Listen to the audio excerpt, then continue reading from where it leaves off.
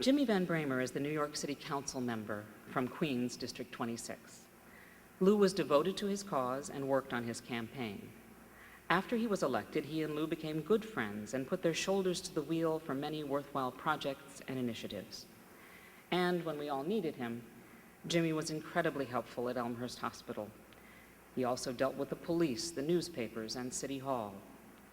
He gave a lot of his time and energy and made everything easier for Danielle and for all of us at a very difficult time. Jimmy, would you come up? Jimmy is here today to give the opening address.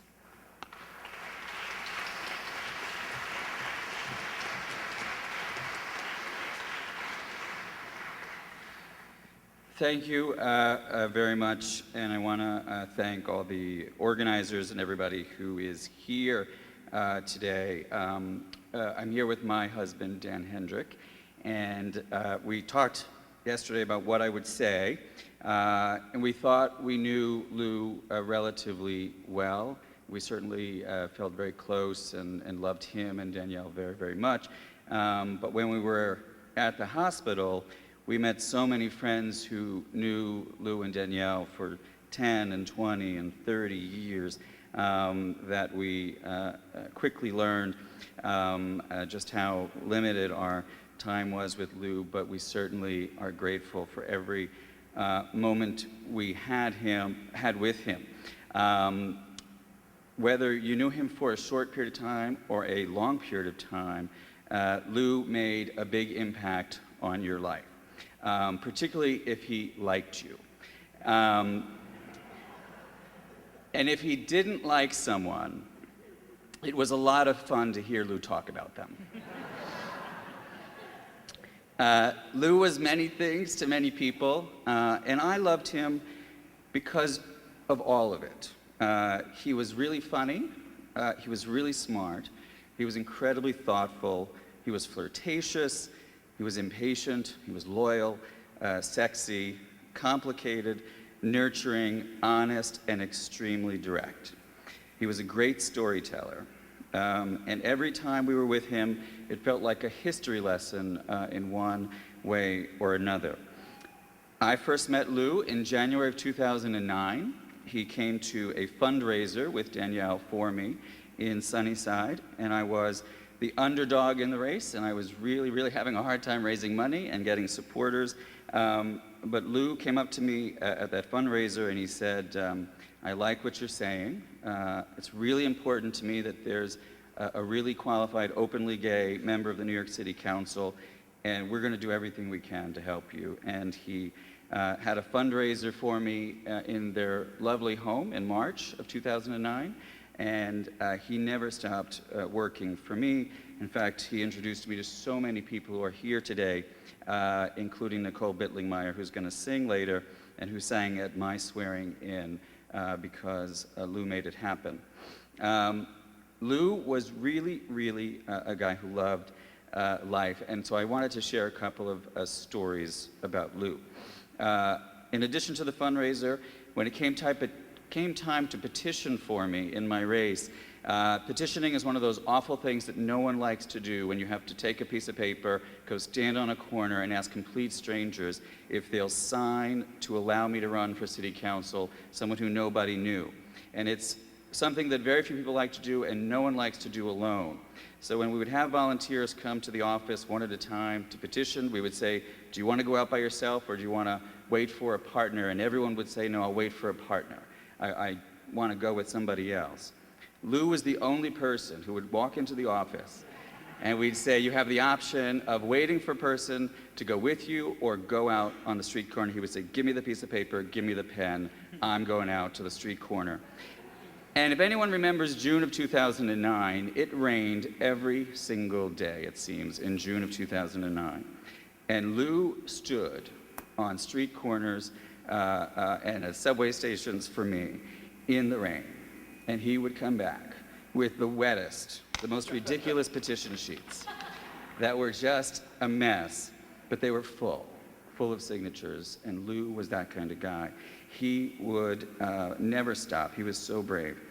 Another story that I think really, really speaks to Lou is I had hired two young men who just happened to be handsome. I did not hire them because they were handsome. Let me just be clear. To run my campaign. And I was very rarely in the campaign office in the morning, but one morning I was making phone calls. And Lou came in with a box of pastries from one of our local delis on Skillman Avenue. And he sat down and he talked to us for a little while, and we all chit-chatted, and Lou put the cookies out, and I said, well, that's great.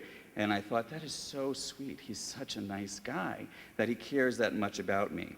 And after he left, I turned to my campaign manager, Brian, and I said, that is the nicest guy in the whole world, that he would think about me, and that he would come and bring cookies, you know, and want us to have that is just so thoughtful. And he said, council member. Well, he didn't say council member yet. He said, Jimmy, he said, I don't mean to burst your bubble. He said, but Lou comes in every morning with those treats for us and sits here and chats with us for a few minutes before going on his way. Lou loved Brian and Asher. So then I went out with Lou petitioning, and I said, Lou, that was really nice that you came by and gave the cookies and stuff, and he said, that's great. And I said, you do know that Brian is heterosexual. And he said, what difference does that make? He was really, really sweet. When we were going door to door in Woodside one day, we were talking about relationships and my relationship with Dan, and he often gave us advice. And I remember he said to me, which was one of the nicest things he ever said, he said, you know, we all want to be together with someone for a long time that we love, and we also want to have a lot of passion. And he said, if you find someone who's nurturing, he said, that's the most important thing. If you find someone who's nurturing, who nurtures you and you can nurture, he said, never let that go. Never let that go. It was so sweet. In the middle of a wacky campaign, Lou was always there to offer great, great advice. And when I asked Dan last night what he thought about Lou and what we should say, and he said it too. He said nurturing. He was such an amazing nurturer. And he was a great cook. One time we had brunch out in the backyard. They invited us to brunch, and Dan and I went to see the lovely backyard, and there were about 42 different dishes out and displayed for 4 of us. It was an amazing, amazing collection of everything that Lou was able to make. And I just saw the picture of when we honored Lou. Oh, there it is right there. When I won, because I knew that Lou had supported other political candidates before, and he was very, very quick to tell me that they had disappointed him. And he was merciless to them. So I really, really wanted to make sure that Lou thought I was a good council member, and I hope he did. But I also wanted to thank him. So we honored him in June of 2010 at the Borough President's annual Gay and Lesbian Pride Month ceremony, and I'm so, so grateful that we did. But the best part about that day, for the people who were there, will remember that Danielle had been very, very ill, and Lou had nursed him back to health, and Danielle was able to be there that day in the audience at Borough Hall to see Lou get that award. So I'm really, really glad we did that. I'm grateful. Lou had such an amazing history and such an amazing past, but my election was the first time an openly gay candidate won for a race in city, ever in Queens. So I'm the first openly gay member of the New York City Council in Queens, along with Councilmember Drum from Jackson Heights. We won on the same day. Lou made that happen. It could not have happened without Lou Rispoli. And he was among the people who supported me early, who followed through. He was among my best petitioners in 2009, and he was a friend. He became a very, very dear friend.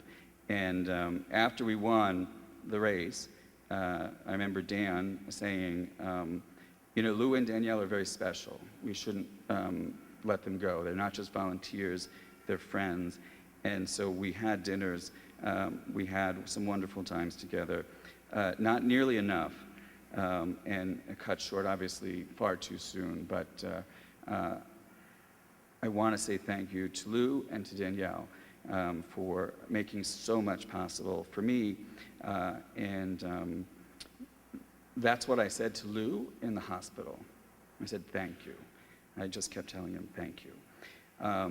So with that, I love you, Lou. I love you, Danielle. And thank you so much.